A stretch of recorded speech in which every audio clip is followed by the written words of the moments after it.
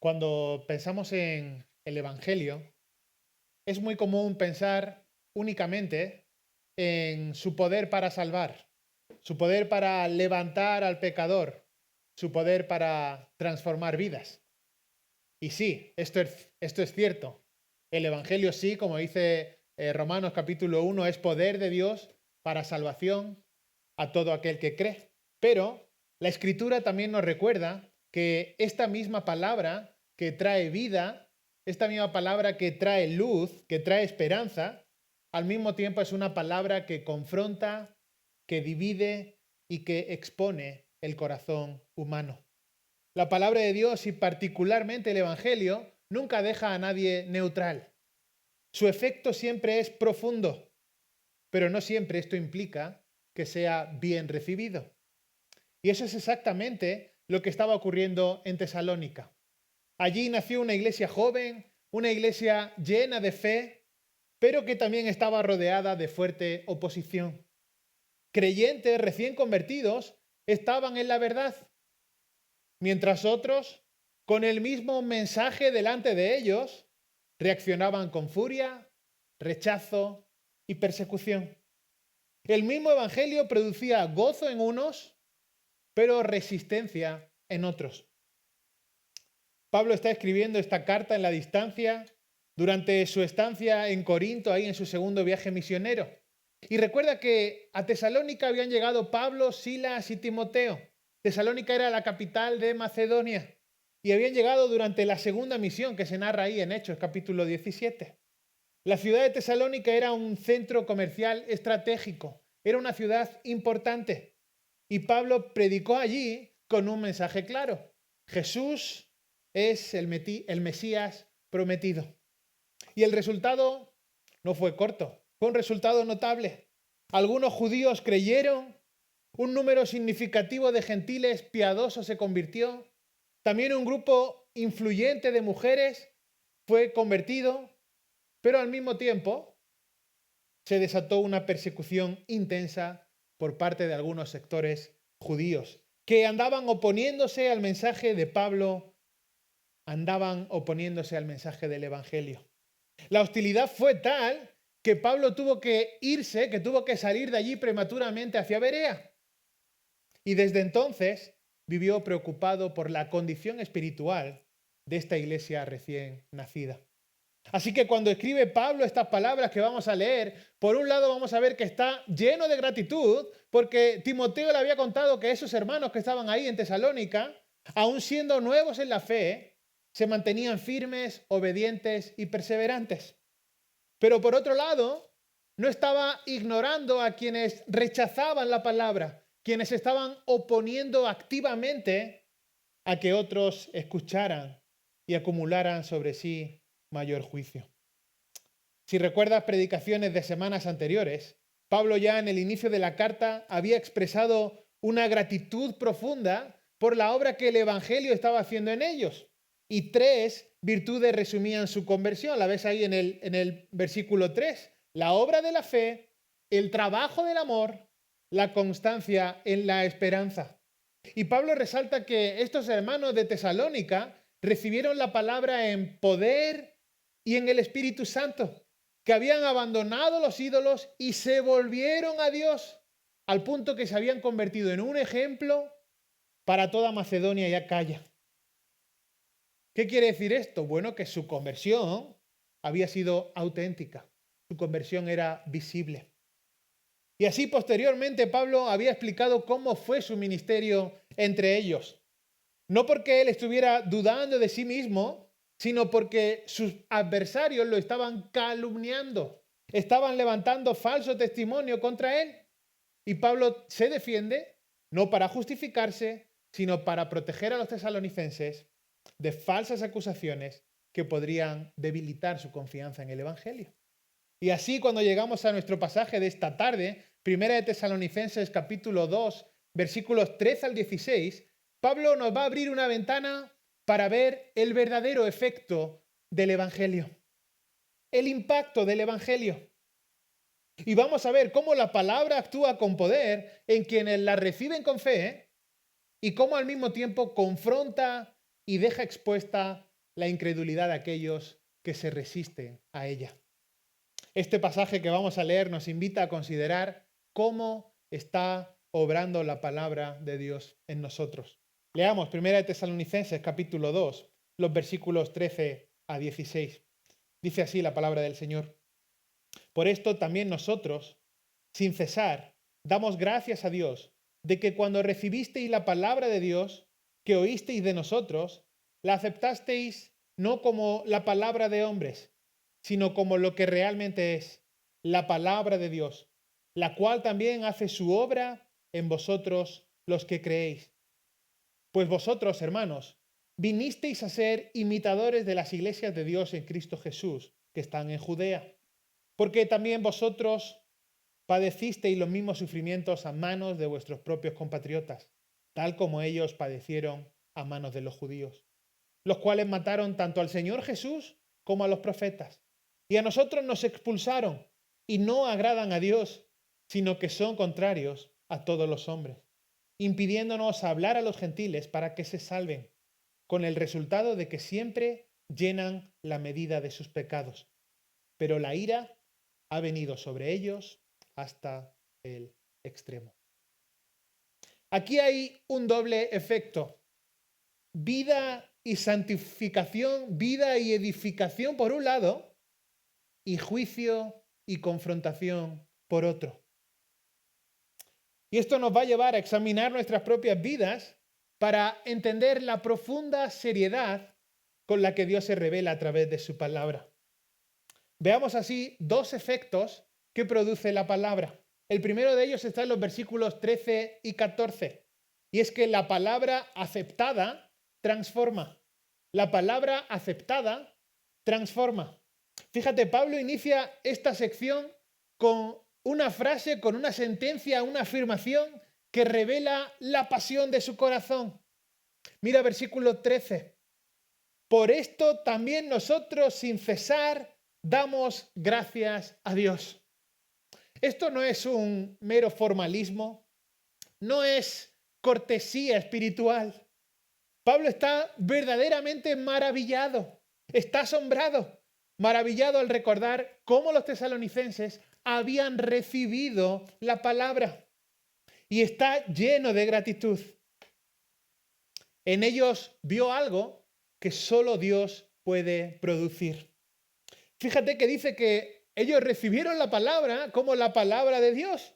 Mira, dice, cuando recibisteis la palabra de Dios, la aceptasteis no como palabra de hombres, sino como lo que realmente es la palabra de Dios. Y este es el rasgo fundamental que distingue a los verdaderos creyentes.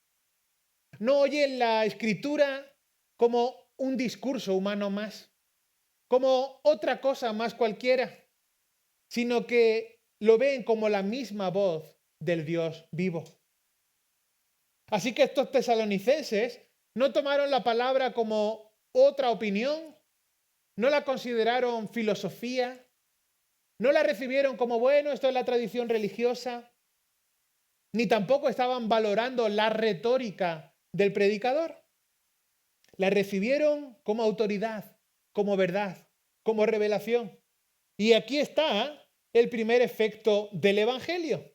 Produce en el corazón de los creyentes una convicción profunda sobre el origen divino de la palabra.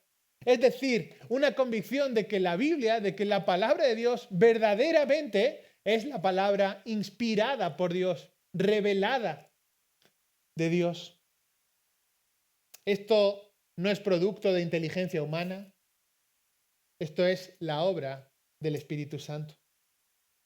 Y mientras otros estaban escuchando lo mismo, lo rechazaban. Pero los tesalonicenses sintieron que Dios les estaba hablando.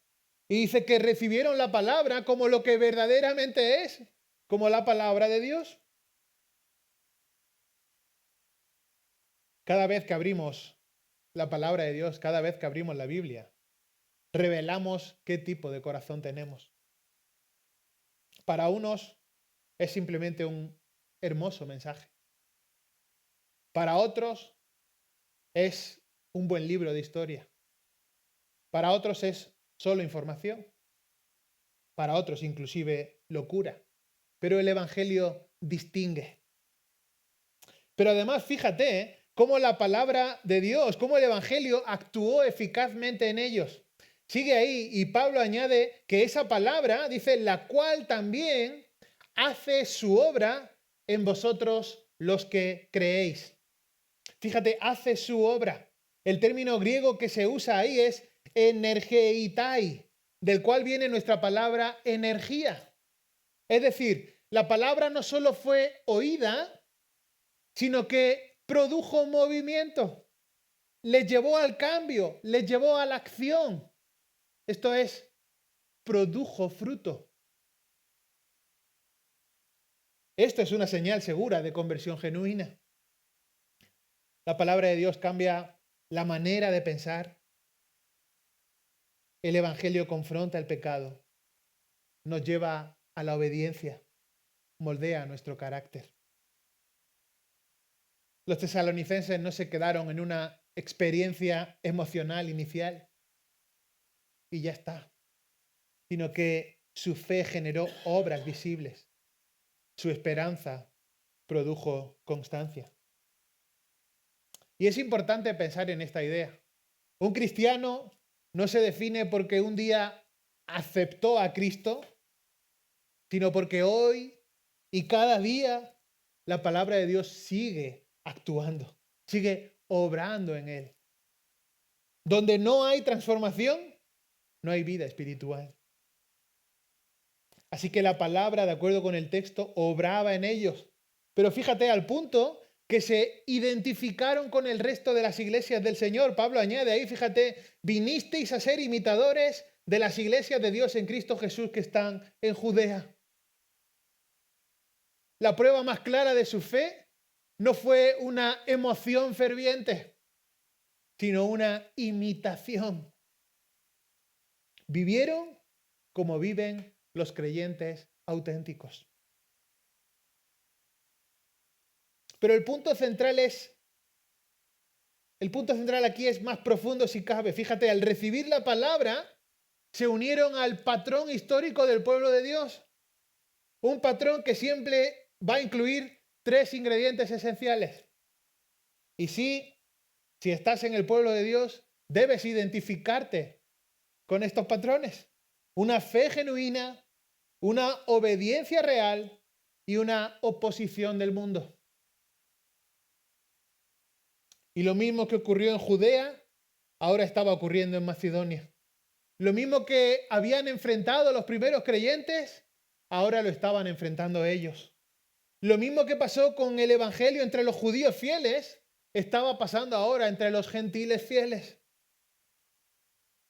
Esa continuidad, ese pasar lo mismo, los situó en la verdadera historia de Dios. No en una religión nueva, sino en la línea espiritual de la fe bíblica. Dice ahí que pasaron por lo mismo. ¿Y cómo respondieron ellos a esta circunstancia?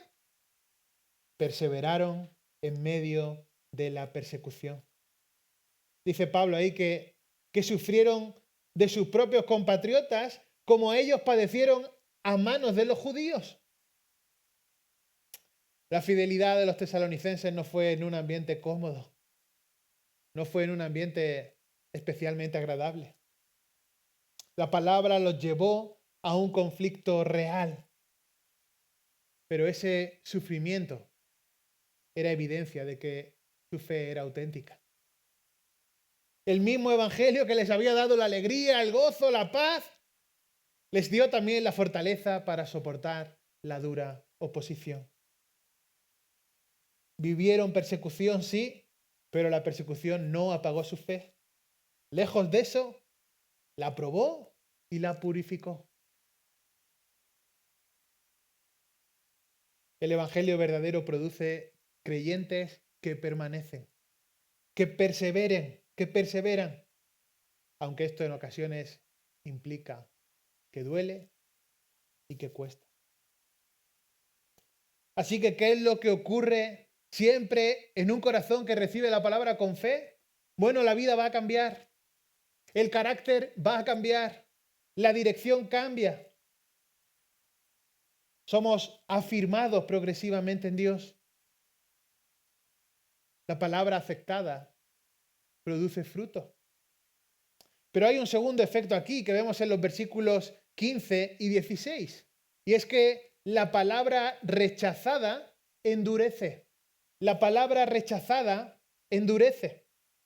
Y fíjate, si antes Pablo estaba contemplando con gozo cómo la palabra había producido efecto en los creyentes, ahora hay dolor en sus palabras con lo que producen aquellos que viven de espaldas al Evangelio, aquellos quienes la rechazan.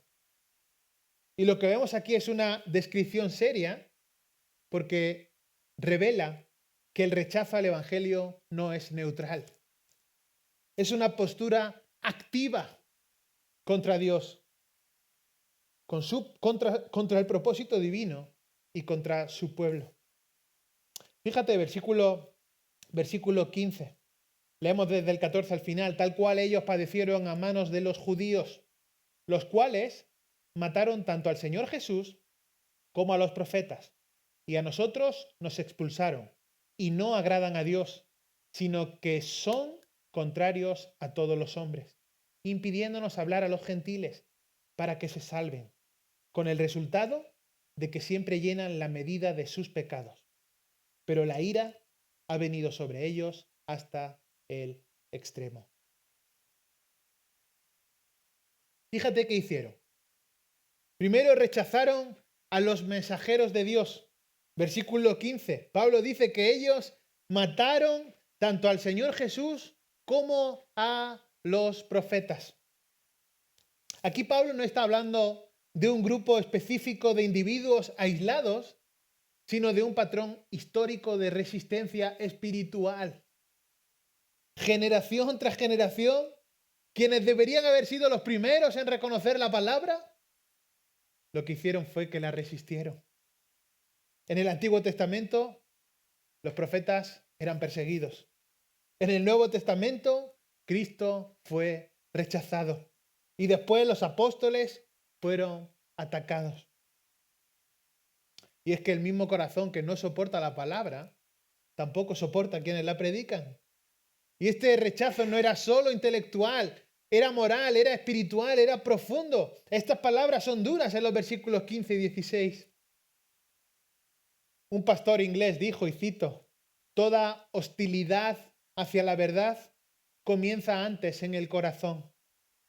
No es un problema de educación, sino de rebeldía espiritual. Fin de la cita.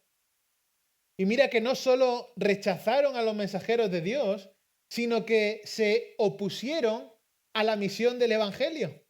Sigue Pablo ahí y añade, a nosotros nos expulsaron y no agradan a Dios, sino que son contrarios a todos los hombres, impidiéndonos hablar a los gentiles para que se salven. Se pusieron a la misión del Evangelio. Y fíjate, dice, impidiéndonos hablar a los gentiles para que se salven. Y esta frase es profundamente reveladora. Porque no solo estaban rechazando la palabra para sí mismos, sino que trabajaban activamente, arduamente, para impedir que otros la escucharan. Y Pablo añade algo esencial ahí. Y es que esa oposición no es solo contra los predicadores, es, fíjate, contra todos los hombres. Son contrarios a todos los hombres. ¿Por qué? Bueno, porque impedir que alguien escuche la verdad que salva es la máxima expresión de enemistad hacia la humanidad. Y Pablo está diciendo que la resistencia al Evangelio no es solo desobediencia a Dios en una relación vertical, sino también crueldad espiritual hacia el prójimo. No solo es que yo desobedezco a Dios, sino que voy a impedir que ese mensaje llegue a otros. Alguien dijo, el pecado nunca quiere estar solo. Y es que cuando alguien rechaza la palabra con fuerza, no es solo por sí mismo, sino que también busca arrastrar a otros. Ahora, el versículo 16 es duro. Y ahí vemos que el rechazo persistente llama al juicio. Fíjate, Pablo va a concluir con palabras solemnes. Dice ahí el versículo 16, con el resultado, a la mitad, con el resultado de que siempre llenan la medida de sus pecados, pero la ira ha venido sobre ellos hasta el extremo. Esta imagen proviene de la idea de una copa que se va llenando con cada acto de rebeldía hasta desbordarse. El juicio de Dios no es caprichoso, es la respuesta justa a un rechazo continuo, a un rechazo deliberado, a un rechazo repetido. Y el patrón es este. Rechazar la palabra endurece el corazón. El endurecimiento produce pecado. El pecado persistente trae juicio. Y eso es lo que está diciendo aquí Pablo. Con profundo dolor está reconociendo que la consecuencia inevitable del rechazo final es el juicio final. Cuando alguien cierra su corazón a la palabra, no puede permanecer igual. Cada rechazo aumenta la distancia entre la persona y Dios. La dureza se acumula. El corazón se oscurece. Este es el efecto del Evangelio cuando no se recibe. Dice al final del 16, pero la ira ha venido sobre ellos hasta el extremo. Esto es increíble. Esa idea es de ha venido para siempre, ha venido del todo.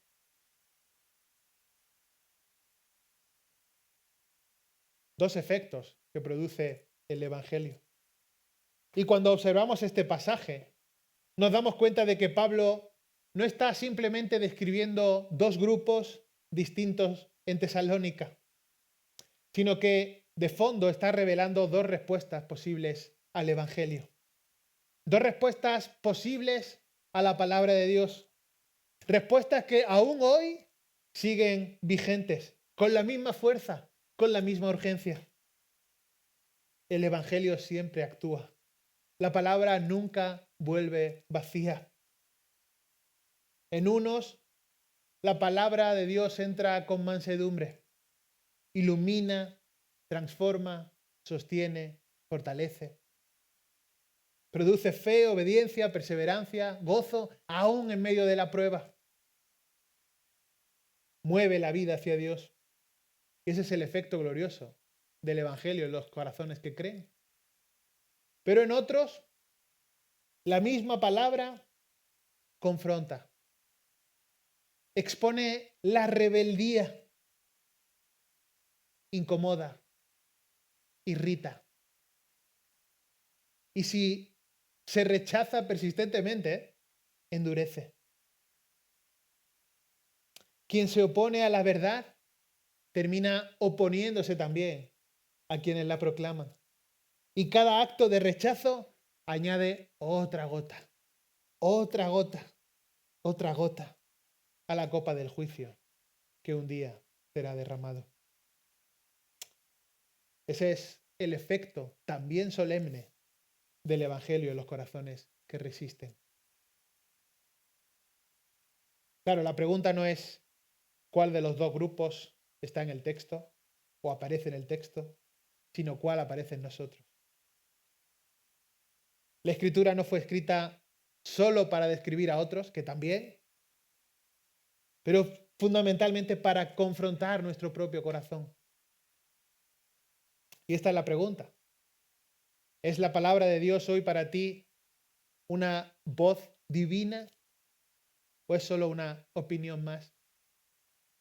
¿Has recibido la palabra como lo que es verdaderamente, como la palabra de Dios? ¿O es otra fuente de información más? ¿Está obrando en ti con poder el Evangelio?